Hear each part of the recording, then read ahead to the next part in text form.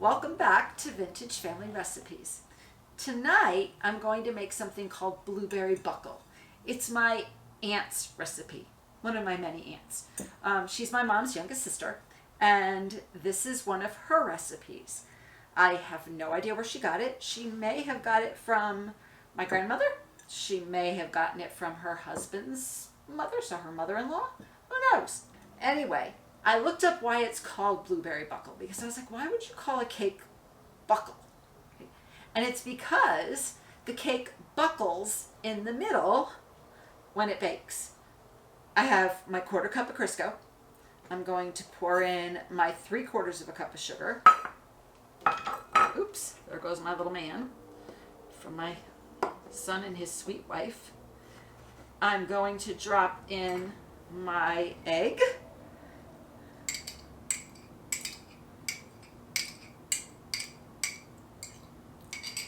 I started with whole milk. I ran out, so I just finished off with the 2% milk that's in the house. Put all of those four things together and mix them up.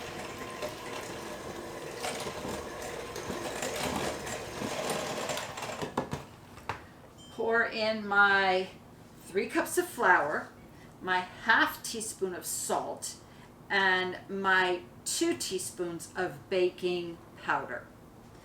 Put all of that together. As you can see, once again, this is a super quick recipe.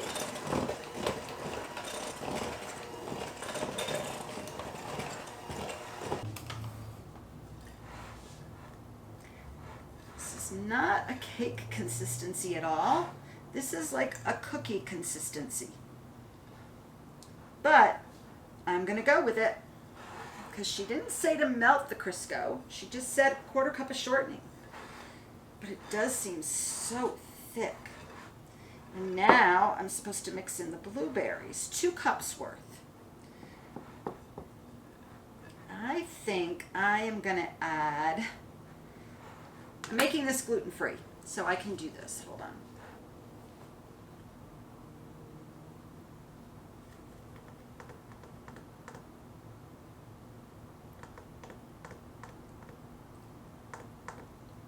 Add a little bit more milk. Not a lot, just a little bit. And when my aunt sees this, she can tell me what I did wrong if I did something wrong.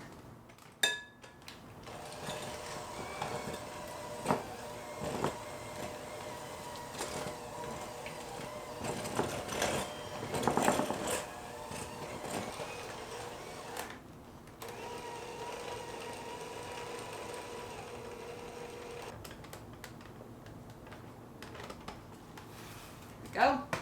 Now I will add the 2 cups of blueberries. I have nice clean hands. It says to mix them all in, so I am just going to mix them this way with my hands. And just get them all nice and mixed into the dough. It does not say to grease the pan either, so I'm not going to. If this comes out absolutely awful, I'll call my aunt and clarify directions and make it again so that you'll see what it looks like when it's correct. But I could be doing it right. I really don't know. I don't remember eating this. I'm sure I did. What I remember eating, and I cannot find the recipe anywhere, so I've sent out the SOS to my mom and my aunts, and hopefully one of them will send it to me, is my grandmother's blueberry pie recipe. I've looked everywhere, and I cannot find it. Heck, the Better Homes and Garden cookbook doesn't even have one. I was shocked, because I was like, well, maybe that's the one she used. I looked in my Better Homes and Garden. There's no blueberry pie recipe in that cookbook either. So, here we go. And now I am just going to work it into the sides. And 1, we'll see if it buckles. And 2, we'll see if it tastes good.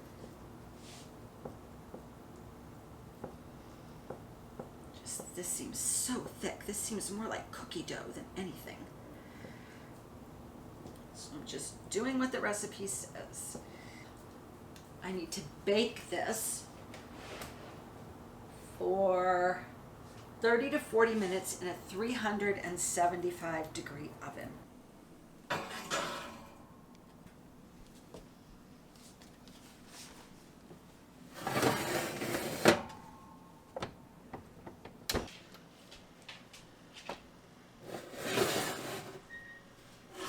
This is definitely finished, even though it did not buckle. We'll do a test in the center just to make sure. It has come out clean. We're going to put it on the cooling rack. Who knows? Maybe it buckles as it cools. We're going to put it on the cooling rack, and we're going to wait a while before we taste test.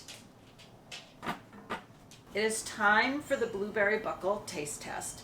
Andrew's slice looks a little bit better than mine, so I'll show you the size of the slice, or what the cake looks like sliced. There you go. And I honestly don't remember having this, so I feel like this is a first time try for me. And I did make it gluten-free, obviously, since I can eat it. I think the warmer it is when you eat it, the better it would be. Because it's still a little bit warm, but I think I'd like it warmer. And it's not as sweet as I was thinking. So I might actually, because I love it, I would actually put some whipped cream on top. Or maybe some ice cream. I agree that it's probably better the warmer it is, like fresh out of the oven. I don't mind that it's gluten-free. I know you don't have an option. Right. I definitely think it would be better not regular. Regular flour. Yeah. Something just dawned on me that I think the things that are gluten-free, that I don't care that they're gluten-free, there's less of a ratio of flour, of dough to other stuff. And I think that's because in the gluten-free flour, it's a mouthfeel thing. It feels different. So the more dough there is, the more prominent that difference is. Yes. So something like this, I would definitely prefer regular.